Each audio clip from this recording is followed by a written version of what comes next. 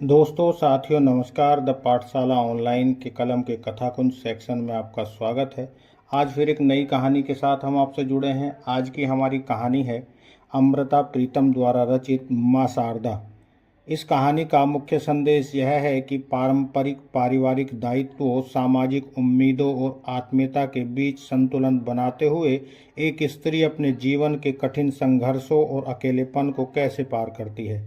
यह कहानी जीवन की प्रतिकूल परिस्थितियों में भी आंतरिक शक्ति और दृढ़ता बनाए रखने की प्रेरणा देती है। विपरीत परिस्थितियों में भी हार न मानकर अपने कर्तव्यों को निभाना, समाज की रूढ़ियों के बीच अपने स्वत्व और संवेदनाओं को जीवित रखना, बाहरी दिखावे से परे जीवन के वास्तविक अनुभवों और मानवीय रिश्तों की सच्चाई को समझाना ही इस कहानी का मुख्य उद्देश्य है। कहानी शुरू होती है। शारदा माँ की दो बेटियां थी। बड़ी उत्तरा आषाढ़ा नक्षत्र में पैदा हुई थी, इसलिए उसका नाम उत्तरा हो गया था, और छोटी बेटी स्वाति नक्षत्र में पैदा हुई थी, इसलिए सब उसे स्वाति कहने लगे थे। शारदा के घर ये दोनों बेटियां कुछ बड़ी उम्र में हुई थी, इसलिए उन्हें पालते पढ़ाते और ब्याहते हुए शारदा की और उसके मर्द की उम्र ढल गई। अब वे दोनों ढलती उम्र में अकेले अपनी पुश्तैनी घर में रहते थे। बेटियों के ब्याह बहुत दूर नहीं किए थे, उनके अपने कस्बे से बस दो दो नगरों के फासले पर, इसलिए वो अक्सर अपने माँ बाप से मिलने चली आती। जब आती तो माँ बाप के आंगन खिल जाते। मर्द की उम्र कुछ ज़्यादा ढल गई थी, लेकिन शारदा के हाथ पैर अब भी रांधने पकाने के लिए और घर को झाड़ने बुहारने के लिए चुस्त थे।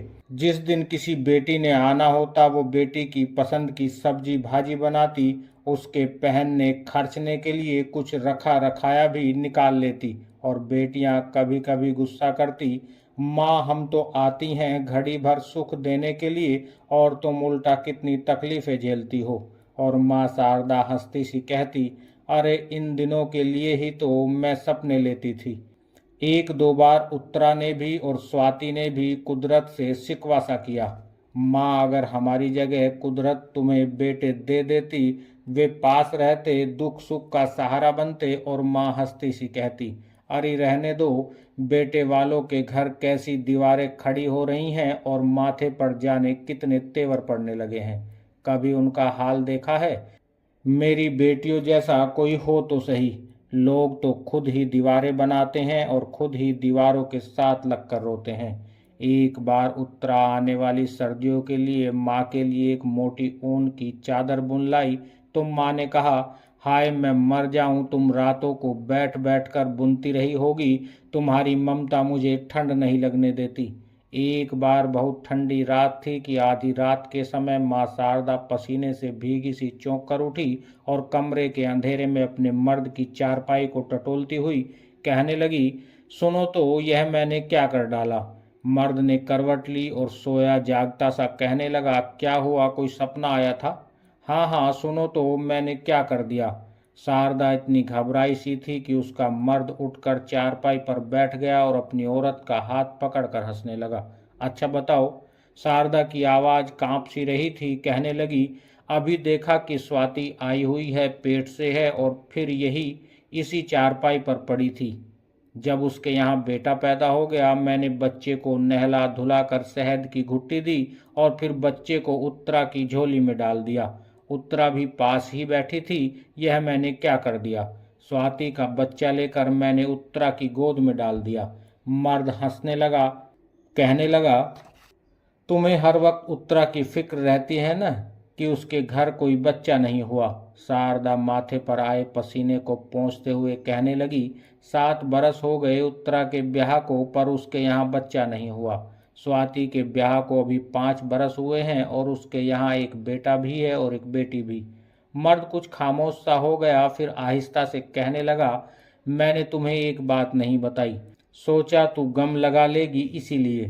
शारदा की दोनों हथेलियां ठंडी हो गई। वो अपने मर्द का हाथ थाम कर पूछने लगी, सच बताओ क्या बात है। मर्द कुछ खामोश सा हो गया, फिर अटकती सी आवाज में कहने लगा, उत्तरा के घर बच्चा नहीं हो सकता।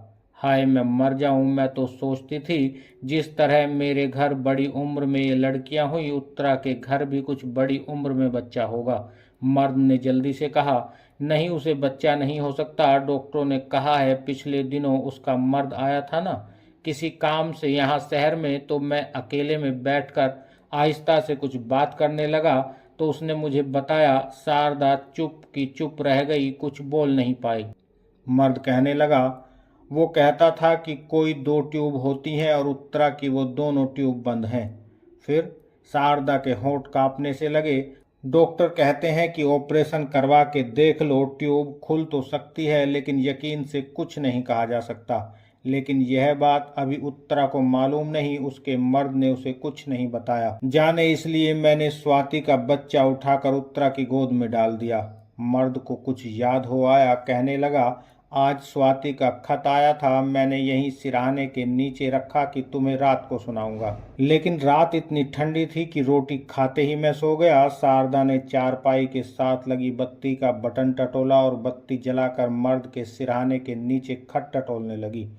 खत खुला हुआ था। मर्द ने कहा, मैंने तो पढ़ लिया था, सोचा था तुम्हें रात को बताऊंगा, तू भी पढ़ ले। शारदा ने खत पढ़ा। 2-3 पंक्तियां ही थी कि माँ, मैं इस महीने नहीं आ पाऊंगी, फिर से उम्मीदवारी से हूँ और तबीयत बड़ी गिरी गिरी है, अगले महीने आऊंगी। शारदा कुछ हैरान सी रह गई, कहने लगी, यही तो मैंने देखा था कि उसके यहाँ फिर कोई बच्चा होने वाला है। मर्द हंसने लगा, कहने लगा, तेरा आधा सपना तो सच हो गया, अब शायद बाकी आधा भी सच हो जाए। शायद उत्तरा का ऑपरेशन अच्छा हो जाएगा। शारदा ने जरा संभल कर पूछा। उत्तरा मान गई ऑपरेशन को? अभी तो उसे मालूम नहीं, जो डॉक्टरों ने कहा है उसके मर्द ने उसे नहीं बताया। वो खुद ही डरता है ऑपरेशन से, कहता था बच्चा नहीं है तो ना सही, मैं उत्तरा की जान खतरे में नहीं डाल सकता। मर्द ये कह रहा था कि शारदा को एक सुख का सांस आया, कहने लगी, कुछ भी हो, उत्तरा का मर्द बहुत अच्छा है। दिन गुजरते गए। आने वाले महीनों में स्वाति भी 1-2 बार आई, उत्तरा भी आई, पर शारदा माँ ने उनके साथ अपने सपने की कोई बात नहीं की। उसके मर्द ने उसे ताकीद की थी कि यह बात लड़कियों के सामने मत करना। स्वाति के घर से बेटा होने की खबर आई। शारदा का और उसके मर्द का दिल कुछ ठिकाने में था कि अचानक खबर आई कि जिस दिन स्वाति ने नहाना धोना था, बच्चे को अचानक बुखार हो आया और देखते देखते कुछ ही घंटों में डॉक्टरों के हाथों में ही वो जिंदा नहीं रहा। मर्द हौसले वाला था, वो शारदा की उदासी को हौसला दे रहा था और फिर शारदा भी कहने लगी, अच्छा वही जीते रहे जो दोनों बच्चे हैं। मुश्किल से 1 महीना गुजरा था इस बात को कि एक दिन अभी दोपहर नहीं हुई थी कि उत्तरा का मर्द हंसते हंसते आया। उसके हाथ में फूल भी थे, मिठाई भी। आते ही उसने मिठाई का एक टुकड़ा शारदा के आगे किया और एक टुकड़ा उत्तरा के बाप के सामने। फिर कहने लगा, यह मंदिर का प्रसाद है, वही पूजा करके मैं सीधा आपके पास आया हूँ, कुदरत की करामात बताने के लिए कि उत्तरा उम्मीदवारी से है। अरे सच? माँ शारदा पूजा के फूलों की ओर देखती रह गई। उत्तरा का मर्द कहने लगा, डॉक्टर भी हैरान बैठे हैं, उन्होंने तो कह दिया था कि बच्चा नहीं हो सकता, पर ना कोई ऑपरेशन ना कोई दवा दारू, फिर यह कैसे हो गया? माँ शारदा की आंखों में पानी भर आया। उसके मर्द ने उसकी ओर देखा, कहा, कुछ नहीं, लेकिन जैसे कह रहा हो, यही तो तुमने देखा था, यही बच्चा था। पहले स्वाति के पास गया और फिर उत्तरा के पास चला गया, तूने ही तो उसकी गोद में डाला था। और यहीं पर कहानी समाप्त हो जाती है। तो दोस्तों, साथियों, अगर ये कहानी आपको पसंद आई हो तो इसे लाइक करें, हमारे चैनल को सब्सक्राइब करें। आगे फिर एक नई कहानी के साथ आपसे जुड़ते हैं। तब तक के लिए नमस्कार, जय हिंद, जय भारत।